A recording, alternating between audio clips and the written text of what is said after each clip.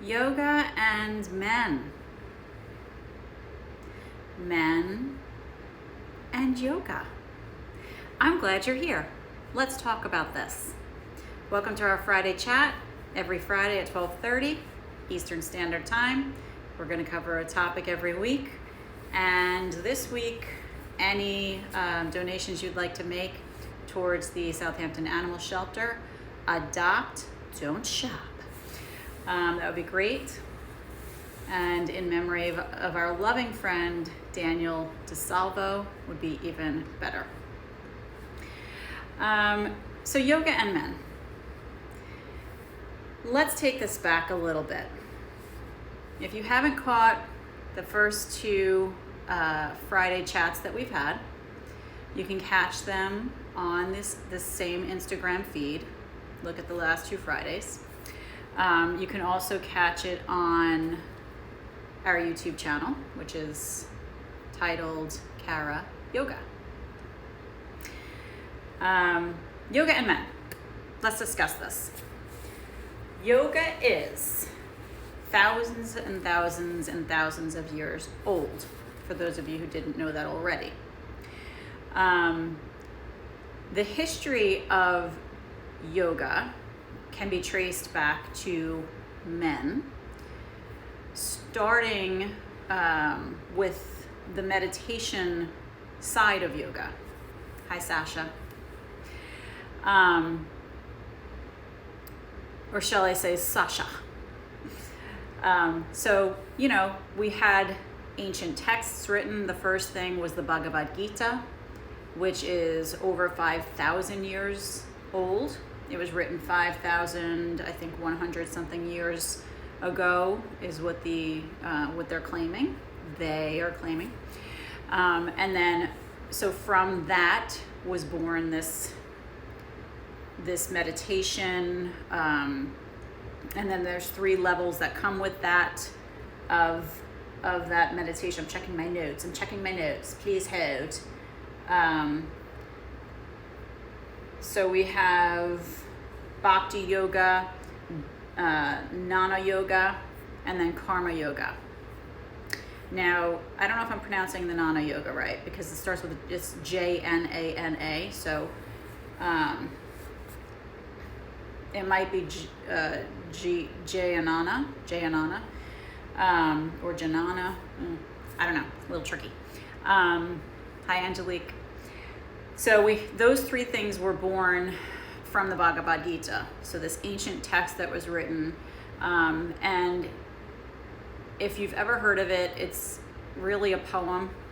That's how they describe it. It's a poem, and it's about the battlefield that we all live in this life. We live on this battle. So it's like a metaphor for life, and it's about being on the battlefield. And it's really it's in the mind, right? So most of us, we are learning to live this life, and a lot of it is happening. This battlefield that happens to a lot of us is actually happening in the head. You know what I mean? So it's like we have it, we create this ourselves. So it's a great the Bhagavad Gita is a great message for us. So that's the beginning, right? So we have these men that created this text, the Bhagavad Gita, and then from that was born the sutras, the Yoga Sutras. Patanjali created the Yoga Sutras. So that's determined between 400 BC and 200 BC. That was written.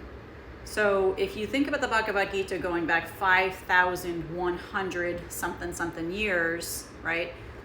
We're not really sure how far after that the sutras were brought into it. But the sutras start to introduce Raja Yoga. And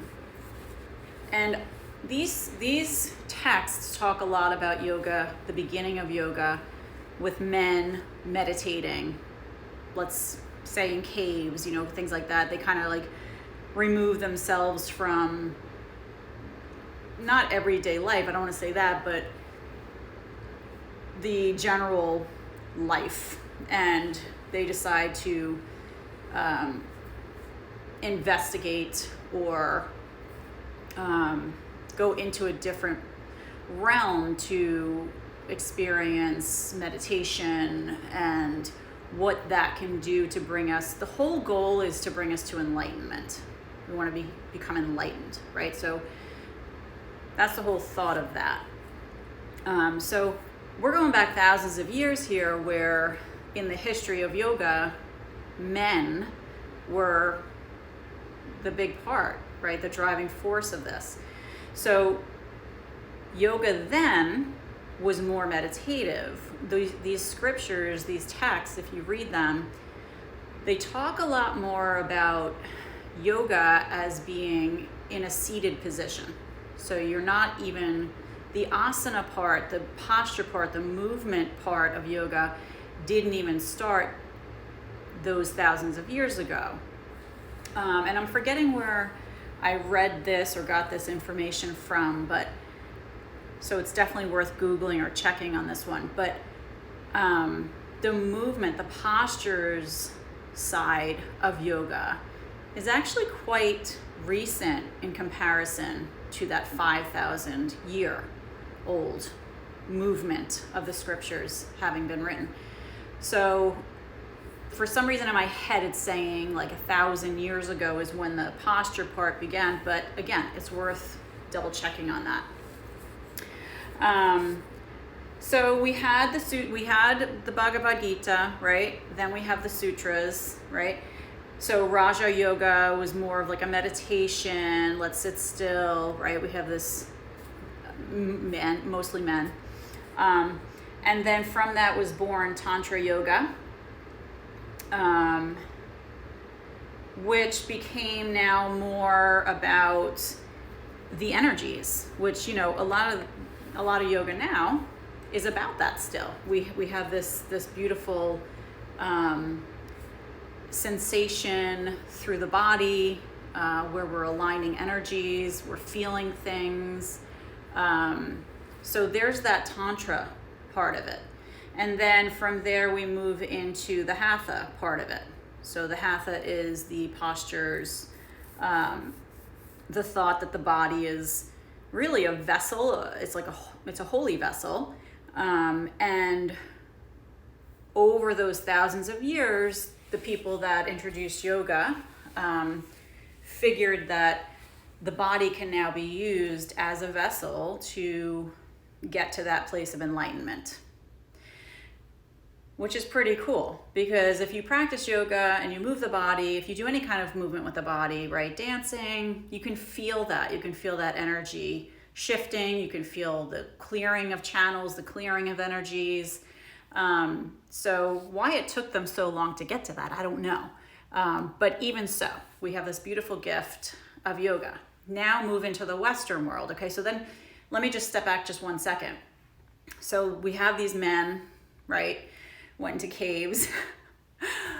Listen, I wasn't there, okay, so I don't know if they were really in caves. This is just what I'm reading and hearing about, okay? So I'm picturing these men like in a cloak, you know what I mean, like in a cave. And they're the wives and the women are out of the cave somewhere else, like down in the village or something like that. And maybe they're delivering food. I have no idea. Like, how are these men in caves getting food? I don't know. And you know, who's cleaning their clothes? Are they naked? Like, what's happening there? I wouldn't mind taking a little time travel back just for like 1 second. I don't want to stay there, you know, just to see what they actually are doing, if they're actually in these caves or not. Okay, so the idea that, you know, all these men are doing this spiritual work, trying to reach enlightenment, right? And actually creating all these amazing foundational texts for us to still have today is pretty cool. Pretty cute. Speaking about, you know, it's a lot of it is about love, and it's not, there's really nothing negative about it. It's a beautiful dance with energy, and how to be more loving beings and how to be more loving to ourselves and those around us. So it's actually really beautiful.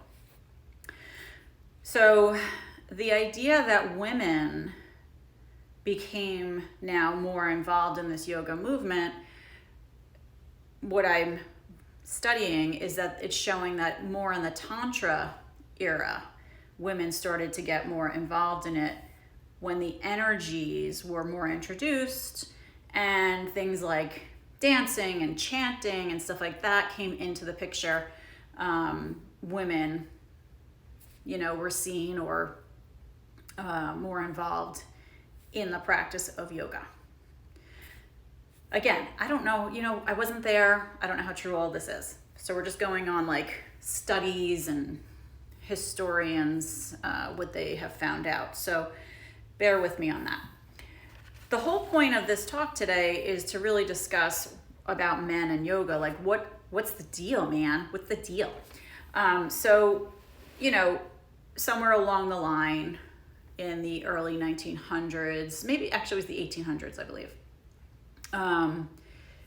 yoga was brought to the Western world. That is so recent if you think about that. That's crazy, right? And, of course, I shouldn't say it like that, but it makes sense that women would have picked it up, would have been interested in it, and wanted to do it, because it feels good. And the movements in the Western world, you can see almost where it was a safer thing for women to do than for men, because men in the Western world are very manly. Especially back in those days, the Western world traditionally has been, working men, women at home. This is before women, like equal rights and stuff like that started coming in, and women went to the workplace more and got more education. So it does make sense, like for the female body in the Western world to adopt this practice. And not unfortunately, they kind of ran with it. So do men do yoga? Yes, they do from the very beginning. But I think that for women, it's more of a natural body motion as well as, and I'm talking about just the postures here. So keeping in mind that yoga is not just the body postures, okay? Yoga really is a combination of meditation, of chanting, of praying, of studying, of dancing, and the physical postures. The physical postures is really a small part of it. But in the Western world, when it's been brought here, the physical postures has become the main part of it. So do we even call it yoga anymore over here? I mean, it's just kind of like a name that we've adopted for all this physical practice that we do. But is it really yoga if it doesn't include the meditation, the chanting, the scriptures, all this, the study, all this, and the dance, all this stuff that traditionally was a part of it? Or are we just going to accept that it has evolved at this point to some degree, and maybe has just shifted to suit different cultures, different areas of the world, or different people, right? Depending on what you need. It's like people have kind of broken it apart as well. So maybe some people really only meditate, right? Maybe some people only do the physical postures. Maybe some people only do the chanting, the singing, the dancing, the studying. You think evolution? Yeah, I think it's really interesting, Sasha, to think of it that way. So it's interesting, though, that men, because we're in this Western world, that men have not really attached to it as much. But I think it's coming back because men are seeing how beneficial it is for them and for everybody. Okay, so that's a little bit of the history part of it. In my experience, I've been doing yoga for a long time. This is my experience of why men don't do yoga. This is what I hear from people. This is what I'm told from people. They don't think they're flexible enough, right? So here we are again, going back to it being only about postures, which it's not. It's not. It's just this Western way of thinking, right? We have to kind of get out of that Western way of thinking about yoga and figure that out. Like, what is it that we're actually doing? When we're just practicing the physical posture side of yoga, is it even yoga anymore, right? Because yoga is a part of so many other things. So that's kind of like an unending question that I think we can continue to ask ourselves all the time. But as far as just the physical posture part of it, men don't feel like they're flexible enough to do yoga. And I know a lot of women have said that as well. But here's my thinking, this has always been my thinking with that. If you practice, if you stretch your body, you're going to inevitably gain more flexibility, right? That makes sense. So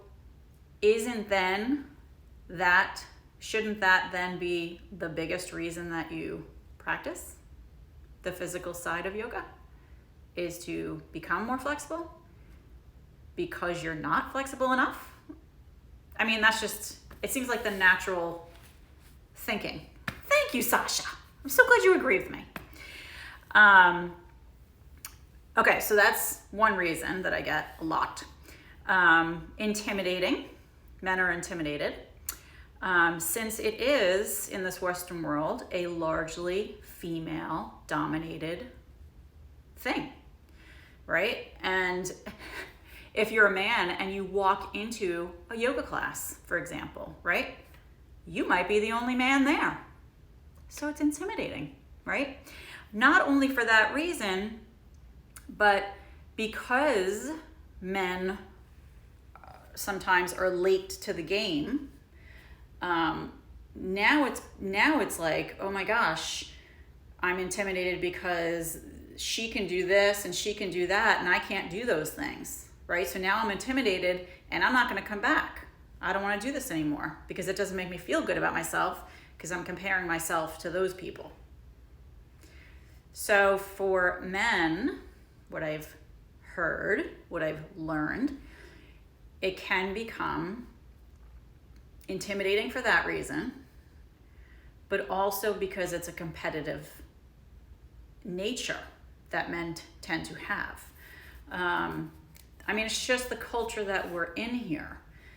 We're raised in a culture where there's competition, right?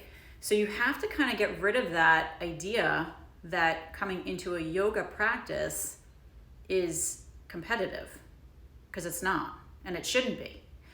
It's literally your own experience on your own yoga mat or wherever you decide to practice, right? And like I said, yoga is not just physical postures, right? So you might be practicing meditation,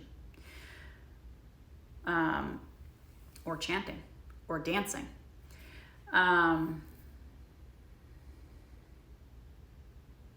Yes, Sasha. Yes. So that's another thing, right? Men feel competitive. They might not feel like it's manly enough, right? And that is definitely one of the points that I was going to make as well.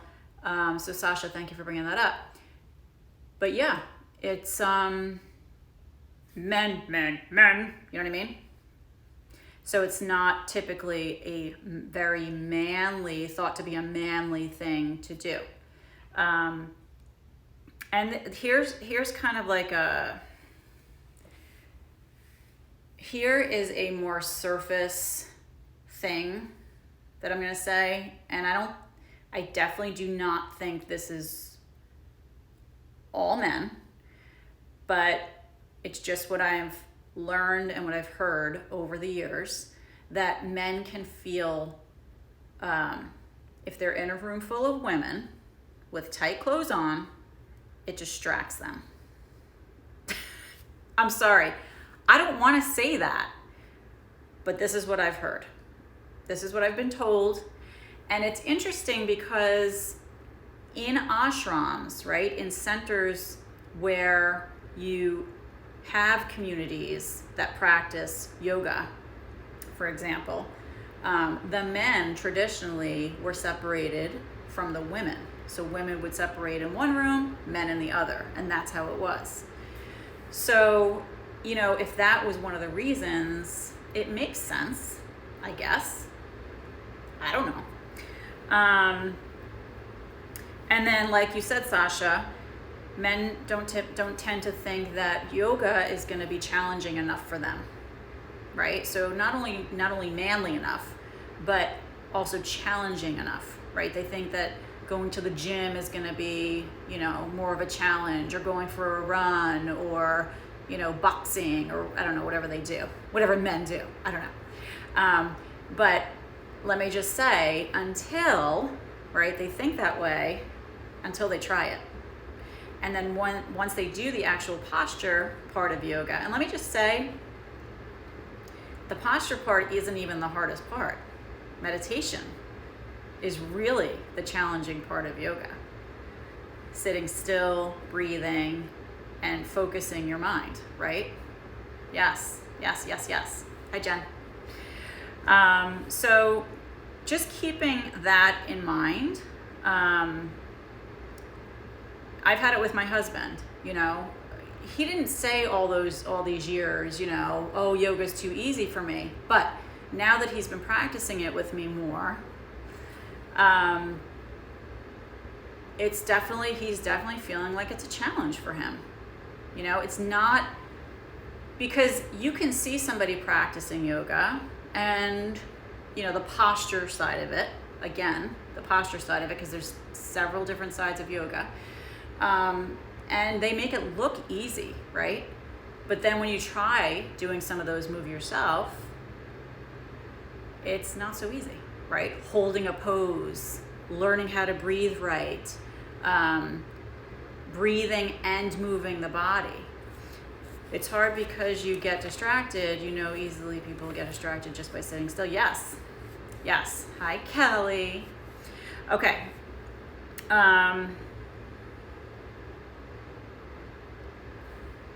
Okay, so how can men feel that yoga is for them too? If men are interested in learning about yoga, my suggestion would be to do some studying about it. Look at the ancient texts that have been written, that other ancient texts have derived from, right? Because the Bhagavad Gita is 5,100 something years old. Thanks, Kelly. All these other ancient texts that have come since then, a lot of them have sort of picked off of those yoga scriptures. A lot of people don't know that. So men, I think the first thing, all people, but because we're talking about men and yoga here today, to learn that it derived from men, right? Sitting in caves, right? And I said this a little bit earlier in this video.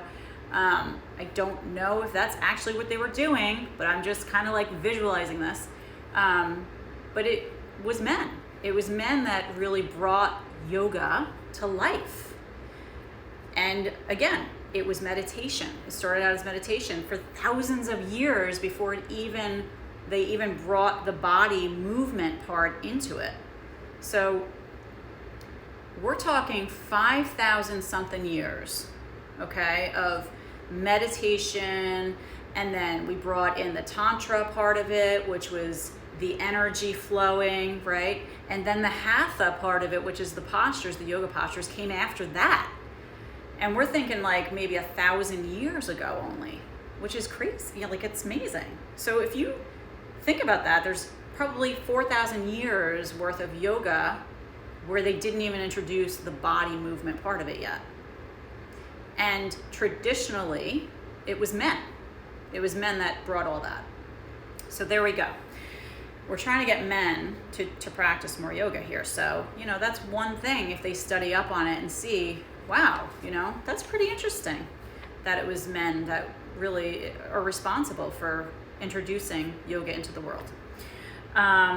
We did a live video a couple weeks ago, so I would also suggest that, you know, that be revisited. It can be found on this feed, but it can also be found on my YouTube channel, Kara Yoga. Just from the health perspective of doing yoga, of doing the posture part of yoga that we're talking about here, the asana, the benefits, right? Look at that video. Just the health benefits alone to start a practice, a yoga practice. Let go of the ego. You know, we all have ego. One way to practice that is a hand mudra. And it's the typical mudra that you see in yoga, right? Where we might be sitting like this. So pointer finger represents your ego. So your thumb sits on top of that to keep the ego in check. So that's a nice hand mudra to practice. I think some people, not just men, think yoga is not strenuous enough. Little do they know until they try it. Kelly, 100%. 100%. We were just saying that a minute ago. Yes, yes, yes. Big time. Okay. So, and then, you know, so practicing the hand mudra, right? Let go of the ego. Let go of the ego. Lego my ego. Lego my ego. And then to remember that yoga is more than just body movement. Okay. So back to that again. Okay, we can talk about the meditation. We can talk about the breathing. Very important. And friends and family. Okay? How to get your man, a man, to come to yoga. Are you ready? Here are some things I'd like to say about this. Sometimes, it's all about getting someone's foot in the door. You know, sometimes it's not, but sometimes it is. Now, it's not as easy to do as to say, but giving them a taste of it. The problem with that, I think, is like most things that you try in life that are new to you. Typically, one time is not going to be enough. So how do you convince somebody to do it more than one time? That's, you know, it's not easy. So I would say, I mean, it's just a suggestion, and this is something that you can say to people.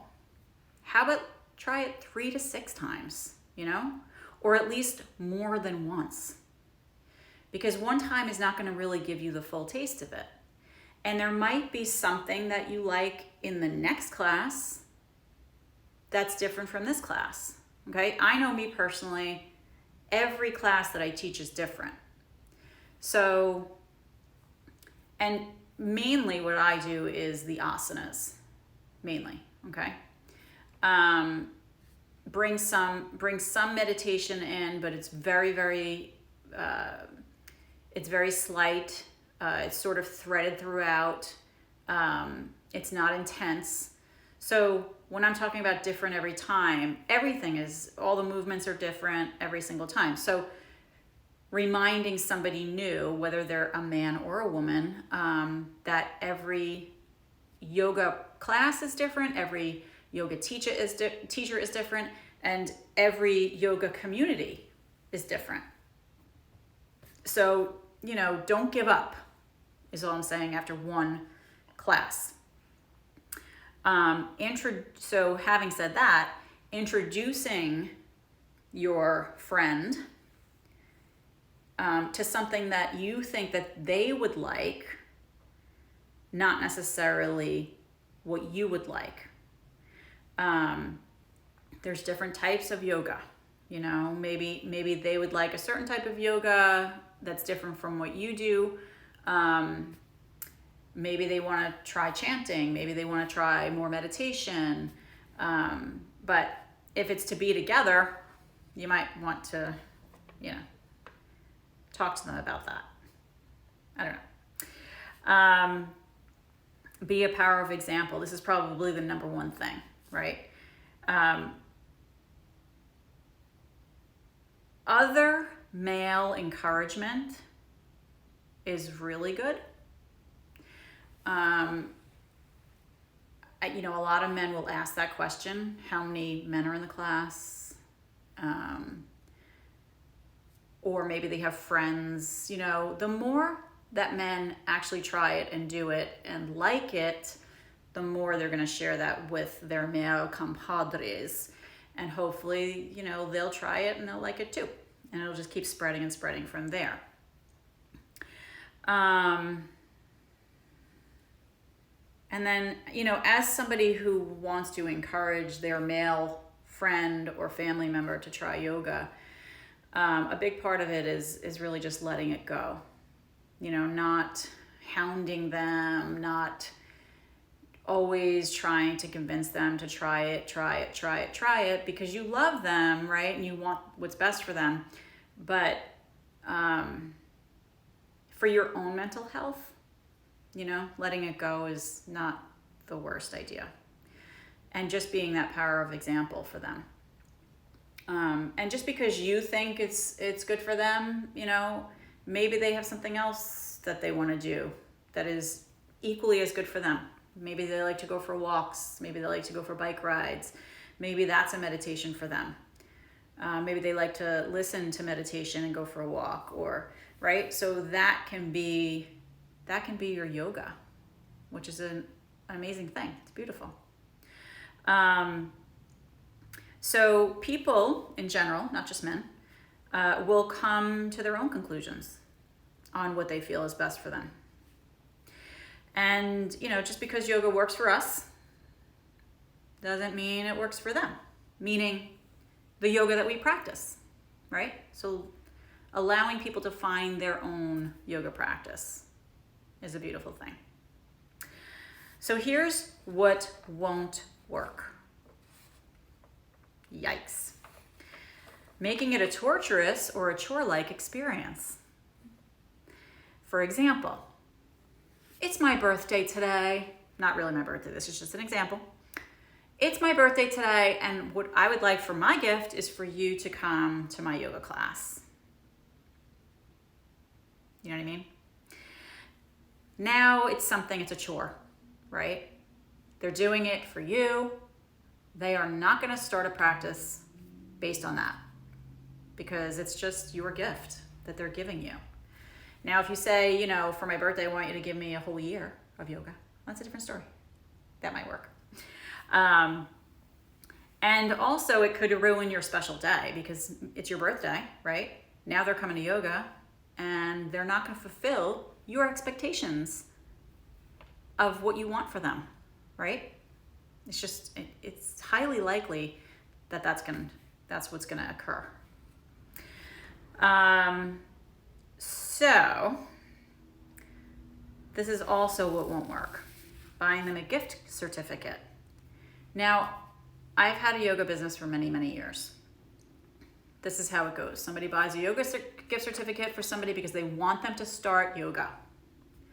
They give them this gift certificate, and this gift certificate never gets seen again.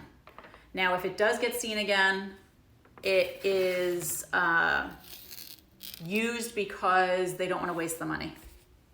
I'm just being completely honest with you here. They don't want it to go to waste. So they use the gift certificate and then you really don't see them again, or you see them at a different point where they really need yoga. Okay, so that's going to come in a second. These are the men that I tend to see coming to yoga. Are you ready? And this is going to be my final thing today.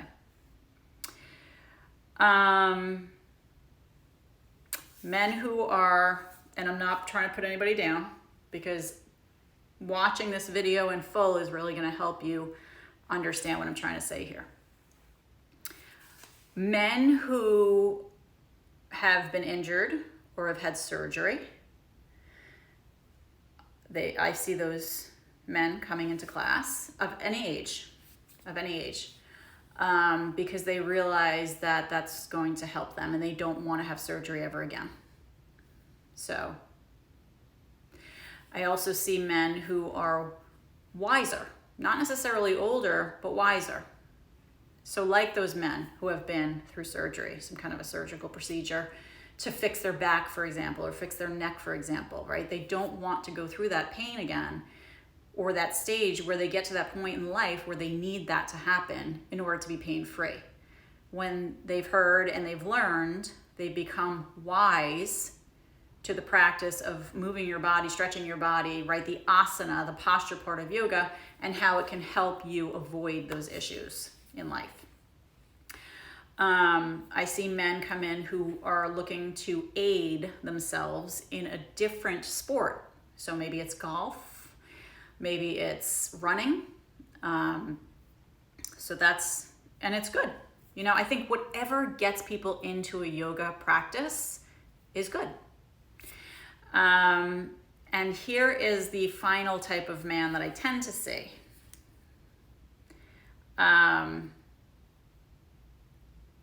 When they're dating a woman who is bringing them to the class. So, I don't know if this has given you any insight on men and yoga, but this is just me speaking from my experience and my studies on the practice of yoga, being a yoga teacher, being in a yoga community, and what I have learned and what I've seen. If you are a man and you have questions about yoga, you want to start a yoga practice, watch this whole video. Think about it. Go back and watch the other videos that we've done past couple weeks. Think about it. You might like it. I just want to say, the men that do come regularly love it. And they are now addicted. They find themselves addicted to it. So maybe that can be a motivation for you. I hope you have a great day, and thank you for joining me. Next Friday, we'll see you at 12:30. Namaste.